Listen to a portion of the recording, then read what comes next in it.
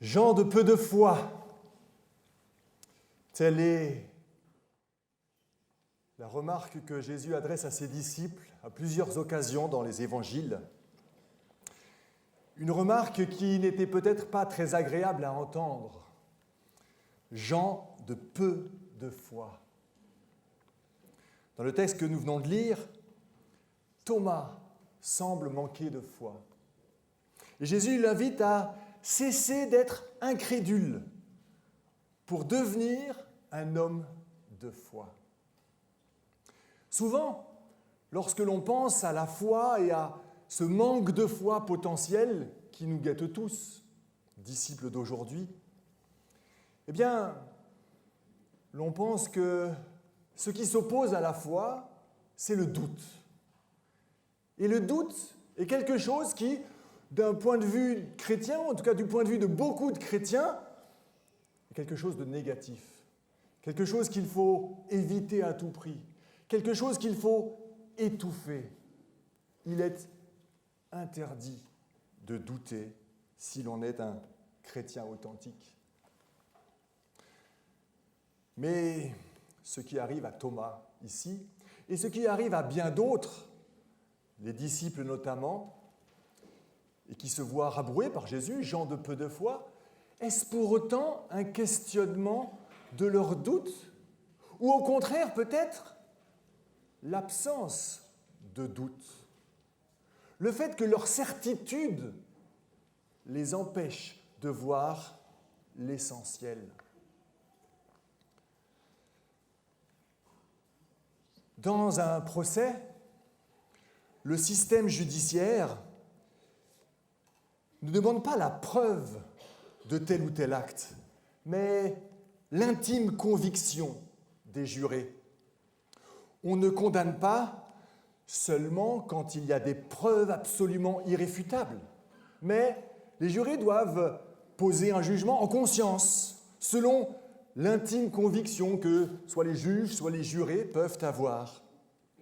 Et c'est ainsi qu'on n'est jamais finalement à l'abri d'une erreur judiciaire, d'une erreur dans nos jugements, dans nos positionnements, y compris peut-être dans notre jugement personnel pour savoir si Dieu existe, si Jésus est Seigneur et Sauveur, s'il était Fils de Dieu.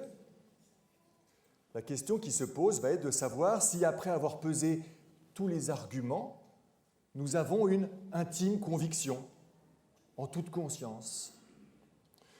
Parce que finalement, on ne peut jamais complètement éliminer le risque de se tromper. Et c'est ce que nous faisons tous les jours, ou presque, assumer un risque, une marge d'erreur dans nos choix, ou dans presque tout ce que nous faisons. Si vous prenez un avion, par exemple, avez-vous la certitude absolue que vous allez atterrir? Si vous regardez les données, vous vous rendez compte que même ces temps-ci, prendre l'avion est finalement le moyen de transport le plus sûr.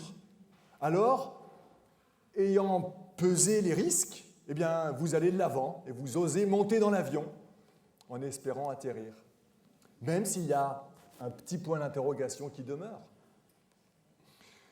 Si vous allez à la banque faire un dépôt, avez-vous la certitude absolue que votre banque ne va pas faire faillite, comme le font plusieurs banques dans le monde chaque jour? Alors en vous basant sur les chiffres, sur les données que vous avez, malgré tout, vous décidez d'aller de l'avant en espérant que votre banque ne fera pas faillite. Et vous allez de l'avant, malgré le petit point d'interrogation qui demeure. Si demain il y avait un crash boursier et que finalement la banque perdait tout, toutes vos économies partiraient, mais vous demandez quand même à votre employeur de verser votre salaire sur votre compte en banque. Avez-vous la certitude absolue que le prochain repas que vous allez manger ne contiendra ni vache folle, ni listeria, ni aucune autre bactérie qui vous rendra malade? Je ne crois pas non plus. Et pourtant, vous faites tout ce qui est en votre pouvoir pour qu'il y ait le moins de risques possible, mais on ne sait jamais. Si jamais les œufs que vous avez achetés sont des œufs matines qui viennent de la fameuse usine d'œufs en batterie, de poules en batterie, avec les conséquences que ça peut avoir, il y a un petit risque. La certitude absolue n'existe pas dans notre vie quotidienne. Devrait-elle exister en termes de foi? C'est vrai que, bien souvent, on considère que le doute et la foi sont deux choses incompatibles. Finalement, si l'on doute, c'est que l'on n'a pas la foi. Et si l'on cesse de douter, alors, du coup, on a la foi. Mais si on a la foi, c'est qu'on ne doute plus. J'aimerais me poser en faux par rapport à cette idée préconçue. Cette idée que le doute et la foi sont antinomiques, s'opposent, sont incompatibles. Il me semble au contraire que dans une certaine mesure et dans une certaine compréhension du doute, non seulement le doute est une réalité, non seulement il est une possibilité, mais il est même peut-être désirable, nécessaire, pour avoir une foi dont Jésus ne dira pas qu'elle nous manque, qu'elle est insuffisante. Alors j'aimerais ce matin vous proposer 3 conceptions, 3 manières de concevoir les rapports qui peuvent exister entre le doute et la foi, et considérer leur compatibilité ou leur incompatibilité, mais en essayant de comprendre ou de discerner plusieurs types de doutes qui vont correspondre à plusieurs types de foi. Et j'essaierai pour chacun de ces cas de prendre des exemples bibliques. Entendez-moi bien, il ne s'agit pas de condamner qui que ce soit. Qui suis-je pour dire « gens de peu de foi » ?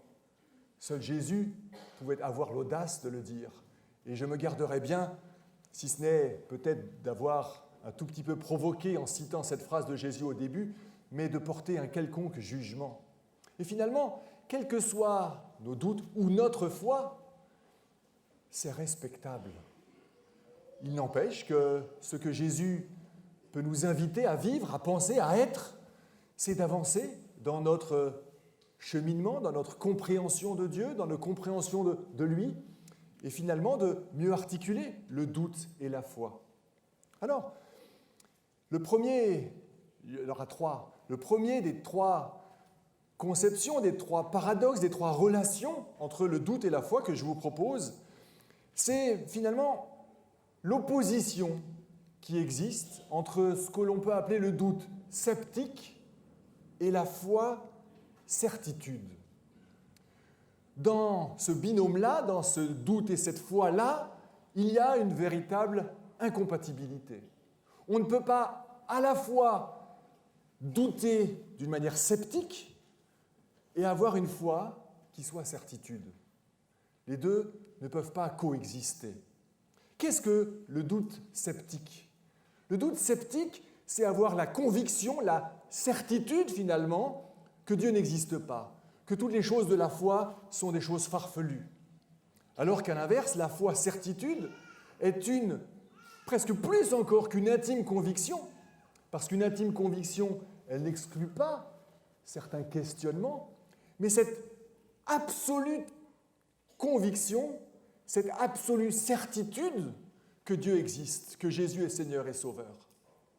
Et cette foi-là, d'une certaine manière, elle se fait presque, en tout cas si elle n'est que cela, sans réfléchir, sans forcément poser des arguments réfléchis qui vont alimenter, nourrir, rationaliser notre foi.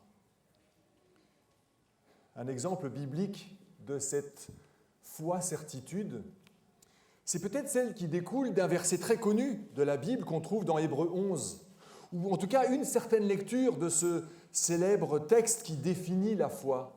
La foi est une manière de posséder déjà ce que l'on espère, un moyen de connaître des réalités que l'on ne voit pas. Et dans ce célèbre chapitre d'Hébreux 11, l'auteur de l'épître dégrainait un certain nombre d'hommes et de femmes de foi qui ont eu d'une certaine manière, probablement pas seulement, mais d'une certaine manière, cette foi certitude. Et un des exemples les plus frappants, c'est peut-être Abraham. Abraham, que Dieu vient voir, et à qui il s'adresse en lui disant « Va, quitte ton pays, et va dans le pays que je te montrerai. » Quel courage, quelle inconscience aussi, quelque part, de la part d'Abraham. Si Dieu venait vous voir aujourd'hui et vous dire « Allez, laissez votre appartement, vendez toutes vos affaires, et puis pars. Vous ne savez pas où, je vous dirai où en son temps. Allez de l'avant, mettez-vous en marche, allez à l'aéroport, sans savoir si vous aurez un billet et vers où aller. » Est-ce que vous le feriez? Et Abraham le fait. Il accepte ce saut dans l'inconnu, tel que Kierkegaard a pu l'appeler en décrivant ce type de foi. D'une certaine manière, c'est presque le pari de Pascal qui dit « J'en sais rien, mais on va voir ce que ça donne. Je vais de l'avant. Parce que j'ai envie d'avoir cette certitude. Je ne sais pas où elle va me mener.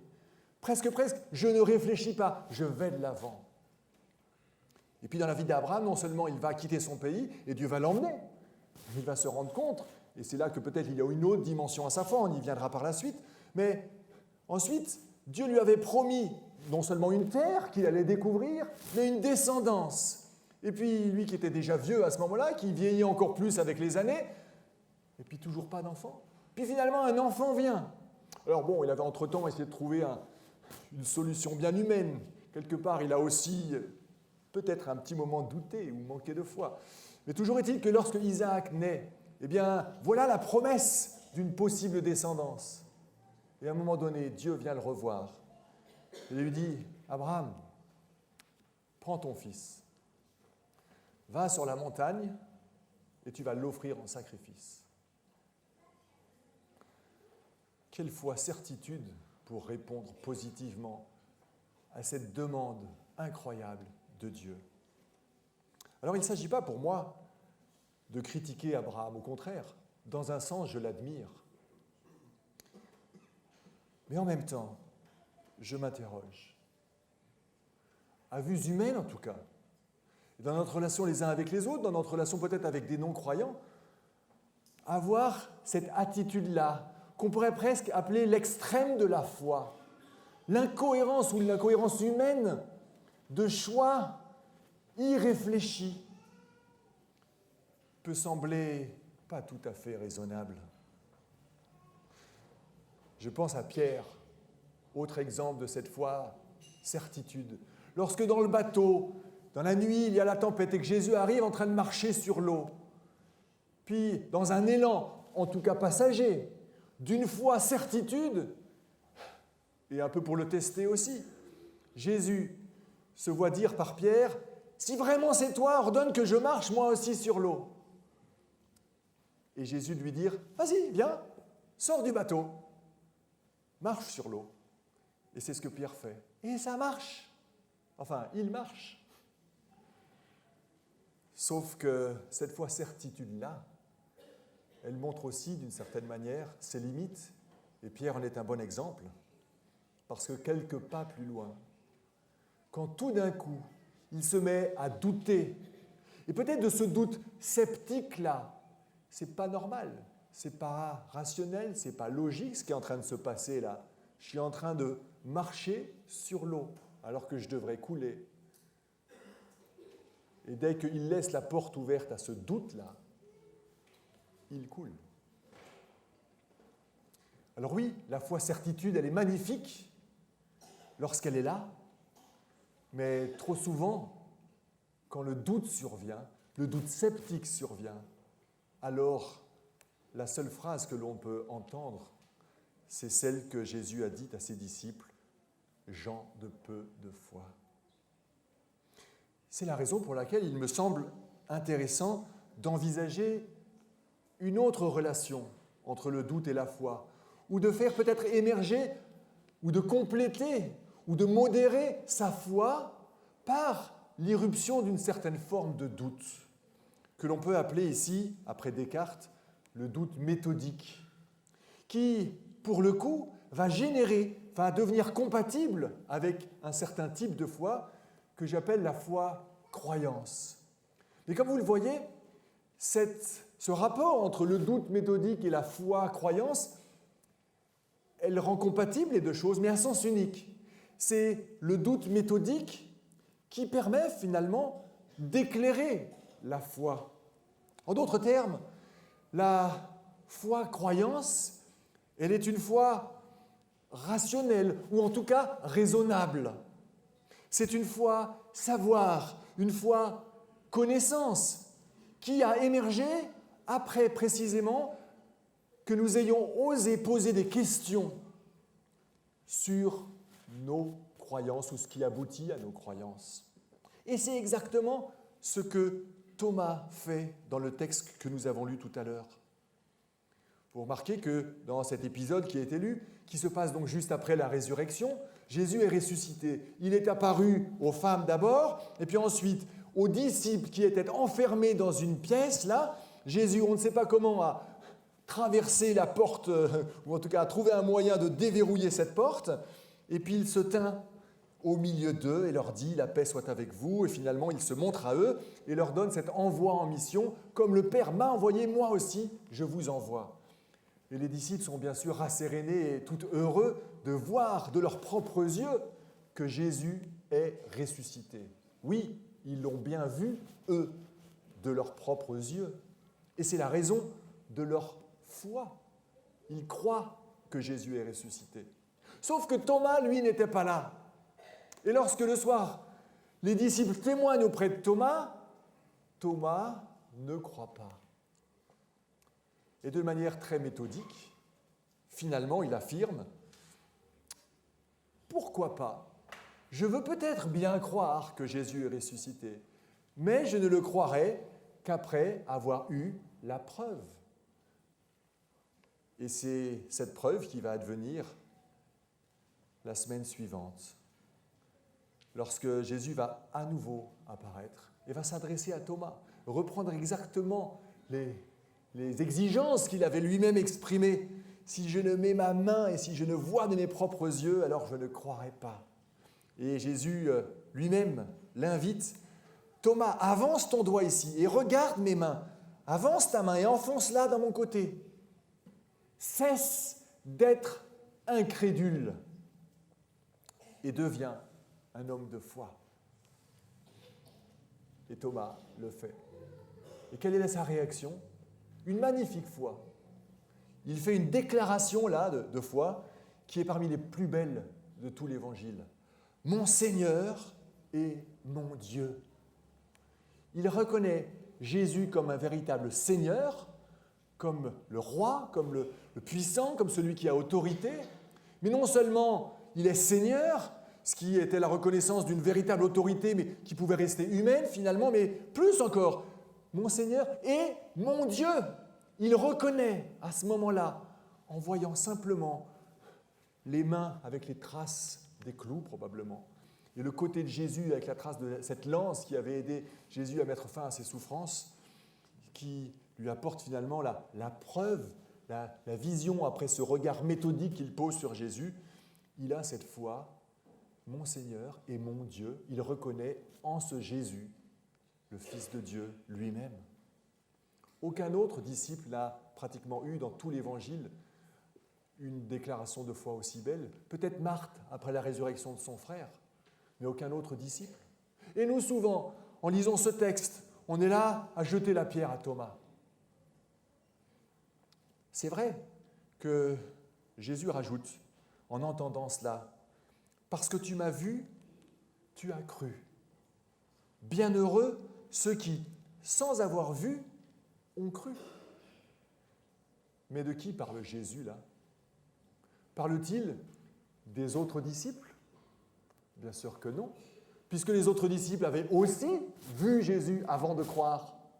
Finalement, tous ceux qui déclarent leur foi dans ces récits de l'Évangile, ils le font parce qu'ils ont vu Jésus, ils ont vu ses actes, ils ont écouté ses paroles. Jésus parle finalement de vous et moi, de ceux qui, après Thomas, après les disciples. Une fois qu'il sera monté au ciel, eh bien, les uns et les autres n'auront pas l'opportunité de voir, de toucher, comme Thomas a pu le faire. Alors, bienheureux ceux-là. Parce que finalement, ils sont invités à faire une démarche relativement identique à celle de Thomas. Non, peut-être pas, c'est vrai, de pouvoir voir ou toucher, mais de pouvoir réfléchir, de pouvoir méthodiquement analyser, entendre les témoignages du passé, expérimenter d'une certaine manière pour faire émerger cette foi, croyance, qui reste quelque chose de magnifique, même si peut-être elle pourrait avoir une dimension supplémentaire également. Jésus qui invite Thomas à cesser d'être incrédule. Retenons ce terme parce qu'il va réapparaître dans le dernier texte que je vais prendre et qui correspond finalement au dernier binôme, qui me semble être celui qui pourrait être l'aboutissement ou l'objectif de nos vies. Cette articulation entre ce que l'on pourrait appeler le doute existentiel et une foi cheminement, où cette fois les deux sont parfaitement compatibles et dans les deux sens. Les deux se nourrissent l'un l'autre finalement. C'est parce que j'ai ce doute existentiel qui émane que finalement je peux entrer dans cette foi cheminement qui est probablement moins qu'une certitude, moins aussi peut-être que des croyances ou qu'une croyance, mais qui est ce désir profond, intime, et aussi vrai à soi-même, vrai à Dieu, que ce désir d'avancer, de marcher à la suite de Jésus. Dans l'idée de cheminement, il y a, me semble-t-il, un fondement tout à fait biblique à cela. Non seulement dans les évangiles, à 2 reprises, mais aussi dans le livre des Actes, on parle des chrétiens comme ceux de la voie, du chemin. 8 fois dans le livre des Actes, par exemple, et de très nombreuses reprises dans l'Ancien Testament, des très beaux textes.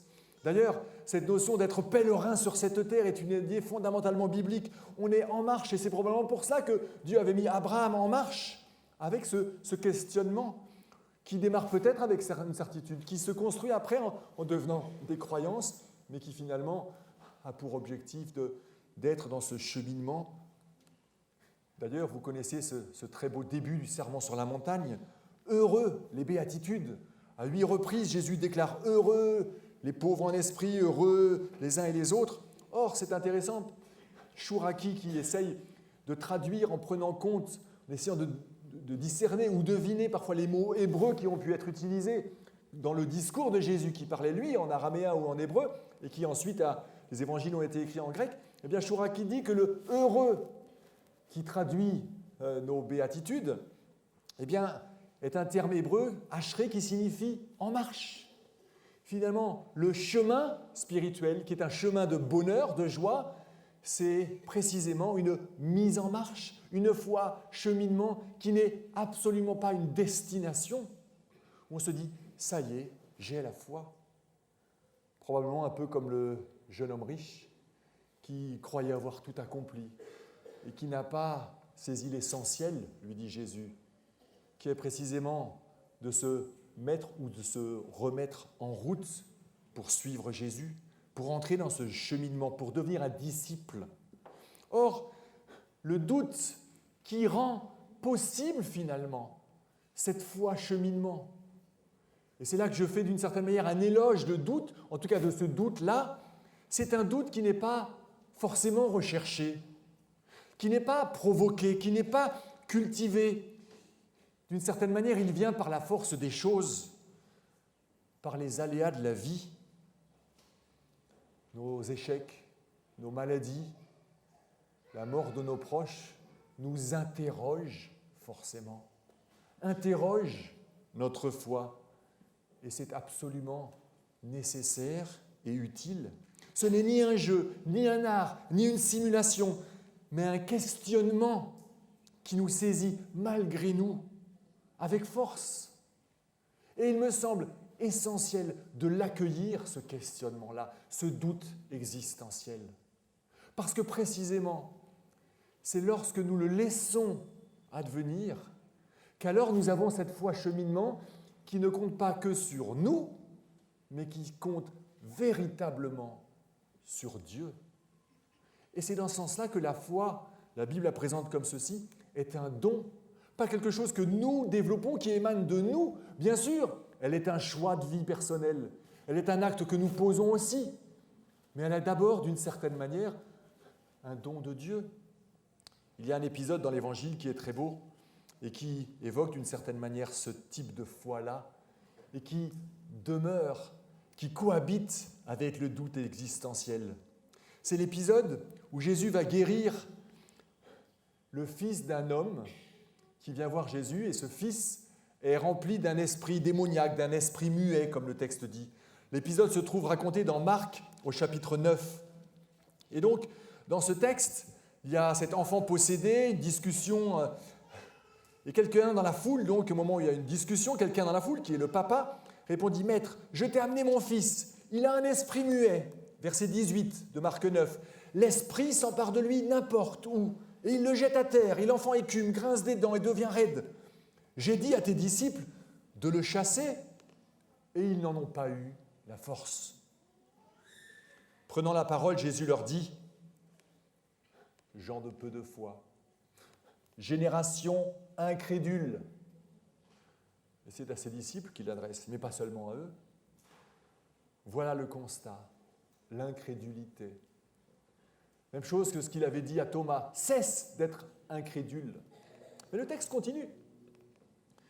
Jusqu'à quand serai-je auprès de vous, dit Jésus? Jusqu'à quand aurai-je à vous supporter? Amenez-le-moi, ce fils. Ils le lui amenèrent. Dès qu'il vit Jésus, l'esprit se mit à agiter l'enfant de convulsion, celui-ci, tombant par terre, se roulait en écumant.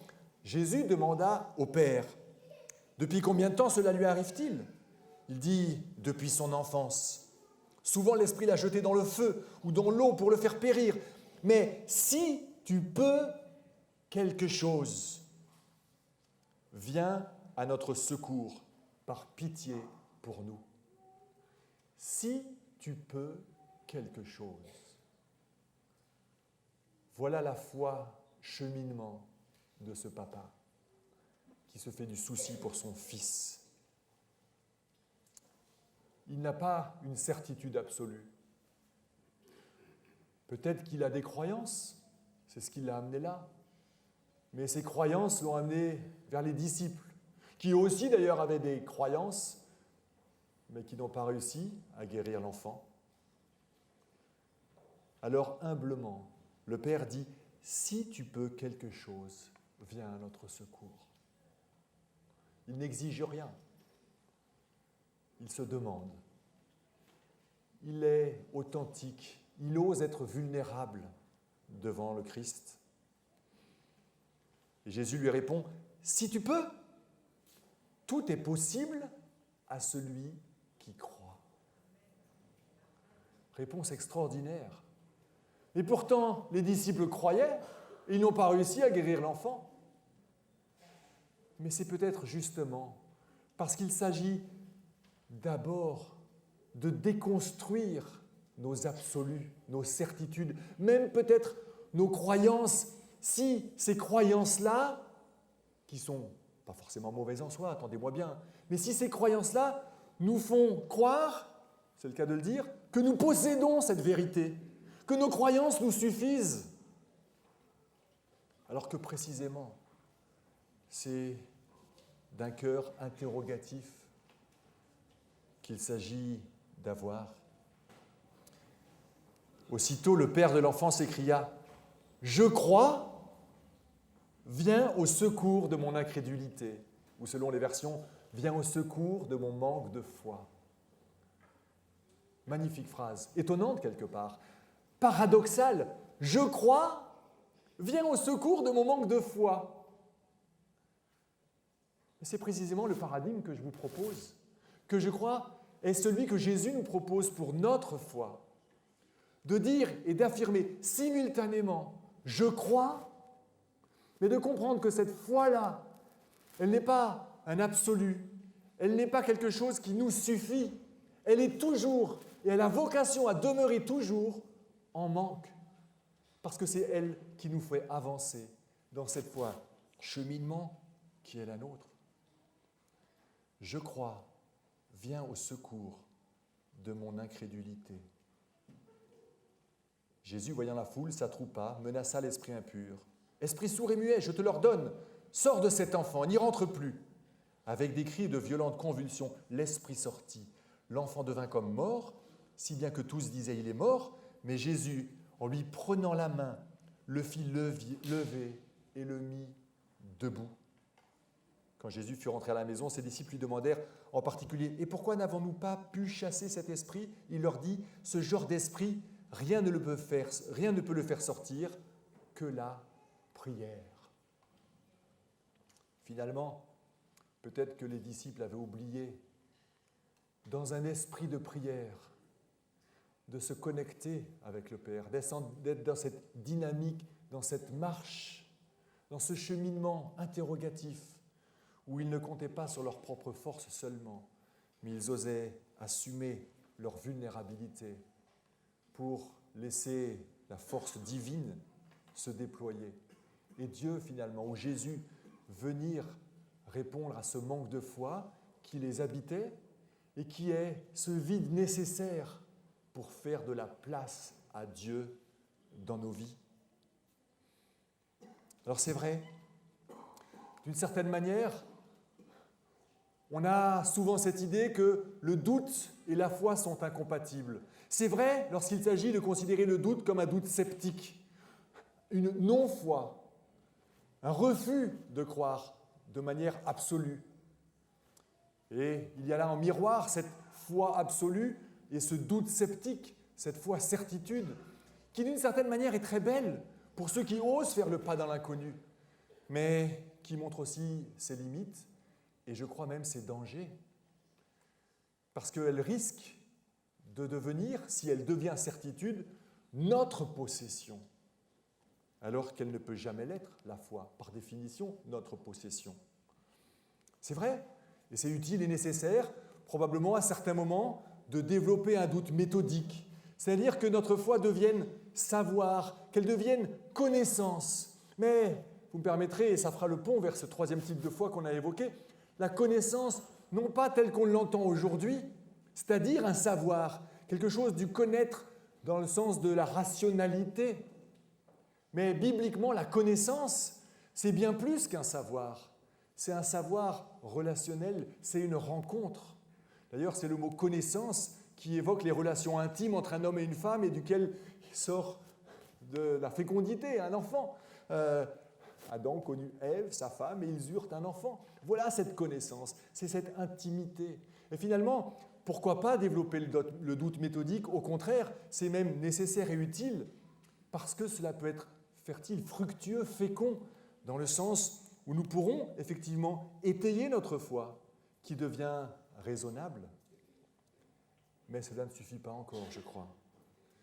Il s'agit d'oser accepter que nous ne pouvons pas tout comprendre et qu'il est donc légitime de continuer à avoir ce doute existentiel qui est une forme de sans cesse, une forme de remise en question incessante de nous-mêmes, de notre positionnement, de notre situation dans le chemin à la suite de Jésus. Comprendre que nous dépendons totalement de lui. Et finalement, c'est dans ce sens-là qu'on peut revenir à la définition de la foi telle qu'elle se trouve en Hébreu. Hébreu, au chapitre 11, au verset 1, je relis ce texte. La foi est une manière de posséder déjà ce que l'on espère. Mais si on l'espère, c'est qu'on ne le possède pas. Un moyen de connaître, dans ce sens-là de la connaissance que je viens d'évoquer, des réalités qu'on ne voit pas.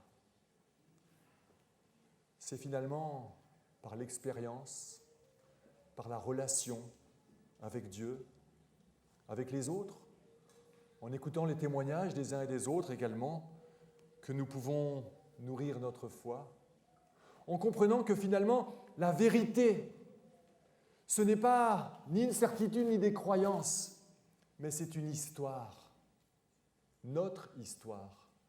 La vérité qu'on dit parfois que la Bible contient, eh bien, la Bible, ce n'est ni plus ni moins finalement que les histoires des hommes et des femmes qui, dans leur rapport parfois magnifique avec Dieu, parfois lamentable aussi, eh bien, les élans de foi et les manques de foi, les réussites, mais aussi les échecs, voilà la vérité d'un Dieu qui, malgré tout, est toujours là pour nous tendre la main. D'un Dieu qui, finalement, est celui qui nous questionne, qui nous interroge sur nos vies et qui est heureux que nous soyons dans cette interrogation constante. Parce qu'alors, notre vie ne dépend ni de nos certitudes, ni essentiellement de nos croyances, qui restent quelque chose de positif, mais qui dépendent de sa capacité à nous prendre par la main, comme pour cet enfant qui l'a guéri, à nous faire nous mettre debout, et donc à avoir cette capacité d'avancer pas après pas, ou une interrogation, un premier pas sur une jambe, répond un deuxième pas qui est une avancée dans notre chemin de la foi, où finalement notre manque de foi demeure une réalité, mais Jésus ne cesse d'y répondre. Ma prière, c'est celle de ce papa. Elle est une affirmation de foi, je crois, mais elle est aussi une quête, une demande à Dieu pour qu'il vienne, qu'il continue sans cesse de venir au secours de notre incrédulité.